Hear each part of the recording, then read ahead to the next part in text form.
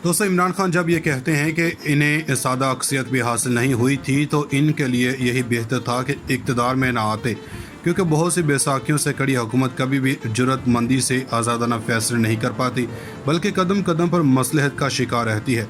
2018 के इंतखाबात से पहले अगर आप जस्टिस वजीहुद्दीन की रिपोर्ट पढ़ लें तो अंदाज़ा हो जाएगा कि तमाम हक़ाइक़ इमरान खान के सामने रोज़े रोशन की तरह आयां थे। लेकिन क्या कीजिए कि उस वक्त इक़्तिदार में आने का जोश इनके सर पर सवार था। जहांगीर तरीन जो एक केस में नाअहल करार दिए जा चुके थे, इमरान खान को इक़्तिदार में लाने के लिए वो अपनी जमात के मुंतज़म आला थे। इमरान खान ने उस वक्त जस्टिस वजीहुद्दीन जैसी आला शोहरत के बंदे को निकाल दिया। हामिद खान अलग हो गए। उस वक्त बहुत से लोगों ने इमरान खान को बड़े साहिब मशवरे दिए, लेकिन उस वक्त इमरान खान किसी की बात सुनने को तैयार नहीं थे। जब 2013 के इंतखाबात में इमरान खान की जमात काबिल लिहाज कामयाबी हासिल नहीं कर पाई थी, उसके बाद जहांगीर तरीन इमरान खान को ले बैठे, एक चार्ट इनके सामने रखा और इन्हें एक एक हलके के मुतालिक बताया कि वो इन हलकों से क्यों हारे। इमरान खान को हर चीज़ मालूम थी। इन्हें मालूम था कि वो जो इलेक्टेबल लाएंगे ज़ाहिर है इनके मुफादात होंगे। इन्होंने जानते बूझते वो किया जिसको वो गलती कहते हैं। मुमकिन है कि वो इनकी ना तजुर्बाकारी हो, मसलहत थी या हमाकत थी, लेकिन इन्होंने इसी तरीक़ाकार और अंदाज़ को अपनाया। इसलिए जब वो इक़्तिदार में आ गए तो इनका रहन सहन और अंदाज़ सियासत बदल गया। लेकिन इस हकीकत से कौन इनकार कर सकता है कि इन पर जब भी कोई क्राइसिस आया, जहांगीर तरीन और अलीम खान इन्हें इस क्राइसिस से निकाल कर लाए हैं। इसलिए मैं समझता हूँ कि इमरान खान को ये बात माननी चाहिए, ये इतराफ़ करना चाहिए, जैसे वो बहुत सी दीगर बातों का कर रहे हैं, कि इन्होंने मुतादिद मौक़े और मोड़ पर अपने इंतहाई वफ़ादार साथियों की राय को अहमियत ना देकर गलती की थी। फिर यह भी कि इन्हें जहांगीर तरीन और अलीम खान के इन एहसानात का पास रखना चाहिए था। शायद आज इमरान खान ये समझ कर कि वो शोहरत और मकबूलियत के सर पर दौड़ते घोड़े पर सवार तमाम हदूद फलांगते चले जा रहे हैं। किसी की हिमायत, ताउन या दोस्ती इनके लिए कोई मानी नहीं रखती, इनसे मज़ीद गलतियां करा सकती है, जबकि वो ख़ुद कहते हैं कि अच्छे साथी वही होते हैं जो मुश्किल और आजमाइश के वक्त में साथ खड़े रहें।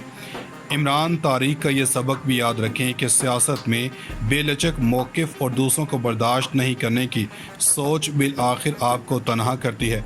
इमरान खान इस एतबार से खुशकिस्मत हैं कि अपनी पौने 4 साल हुकूमत की कमज़ोरियों, ख़ामियों और गलतियों पर पर्दा डालकर इन्होंने लोगों को किसी ऐसे रास्ते पर डाल दिया है कि इनके मौक़िफ़ की तायद में पाकिस्तान के तूल अर्ज़ में इन्हें ज़बरदस्त हिमायत हासिल हो गई है।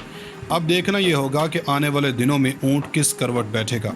लगता यह है कि गुज़श्ता 2.5 माह में हमारी सियासत में जो कुछ हुआ, इसने हमारे पूरे सिस्टम को एक्सपोज कर दिया है।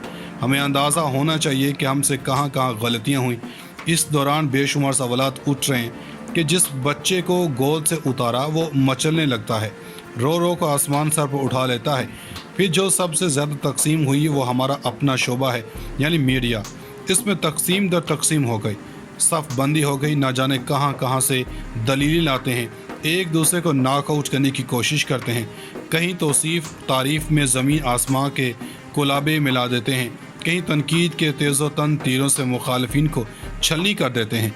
ये दुरुस्त है कि जो आप दुरुस्त समझते हैं वही कहना चाहिए, वही लिखना चाहिए, लेकिन आज़ाद सहाफ़त ये तो नहीं कि आप अपनी ख्वाहिश और आरज़ू को ख़बर बनाने की कोशिश करें। ये तो आप मुख्तलिफ़ जमातों के फ़ैन क्लब्स के मेंबर बन गए। सहाफ़त का मतलब तो ये है कि अच्छे को अच्छा और बुरे को बुरा कहें, किसी के साथ ज़्यादती हो तो उठ खड़े हों। तमाम सियासी जमातों के तरीक़ेकार और अंदाज़ को देखें, इन सब को बिला तख़सीस अपने मफादात की पड़ी हुई है। यह सियासत का कौन सा रंग है कि आप एक दूसरे को धमकियां दे रहे हैं, गालियां दे रहे हैं, अखलाकियात की जिस तरह धज्जियां बखेर रहे हैं कि तस्वुर भी नहीं किया जा सकता। एक दूसरे से हाथ मिलाना तो दूर, बात शक्ल देखना नहीं चाहते।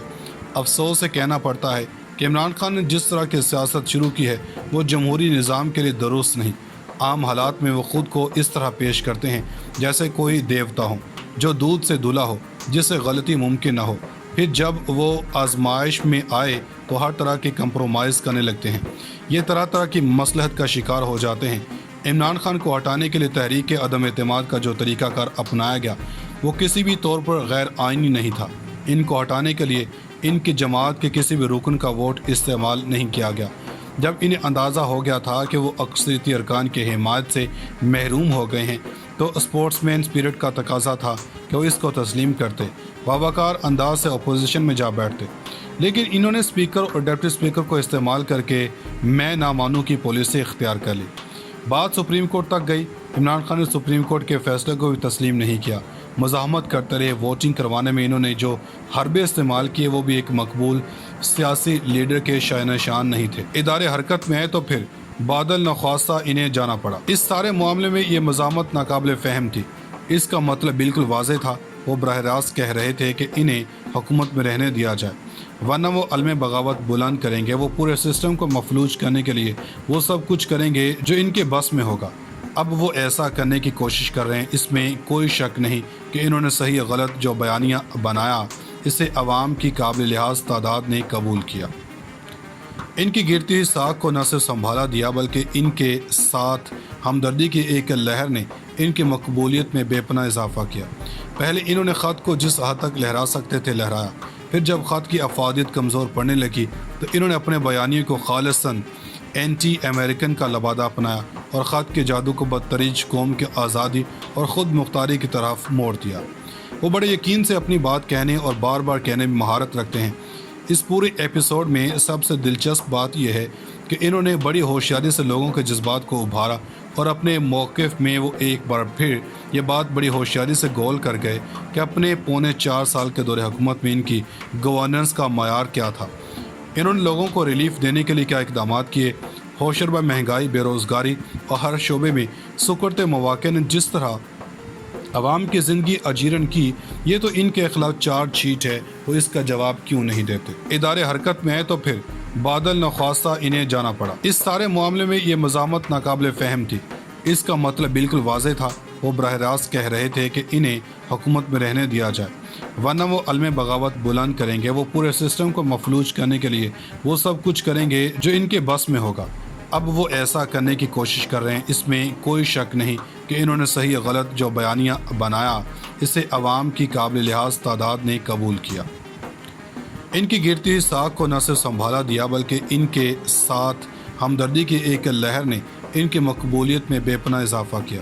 پہلے انہوں نے خط کو جس حد تک لہرا سکتے تھے لہرایا، پھر جب خط کی افادیت کمزور پڑنے لگی تو انہوں نے اپنے بیانیے کو خالصاً اینٹی امریکن کا لبادہ اپنایا اور خط کے جادو کو بدتریج قوم کی آزادی اور خود مختاری کی طرف موڑ دیا۔ وہ بڑے یقین سے اپنی بات کہنے اور بار بار کہنے میں مہارت رکھتے ہیں۔ اس پورے ایپیسوڈ میں سب سے دلچسپ بات یہ ہے کہ انہوں نے بڑی ہوشیاری سے لوگوں کے جذبات کو ابھارا اور اپنے موقف میں وہ ایک بار پھر یہ بات بڑی ہوشیاری سے گول کر گئے کہ اپنے پونے 4 سال کے دور حکومت میں ان کی گورننس کا معیار کیا تھا۔ انہوں نے لوگوں کو ریلیف دینے کے لیے کیا اقدامات کیے۔ ہوشربہ مہنگائی، بے روزگاری اور ہر شعبے میں سکڑتے مواقع نے جس طرح عوام کی زندگی اجیرن کی، یہ تو ان کے خلاف چارج شیٹ ہے، وہ اس کا جواب کیوں نہیں دیتے۔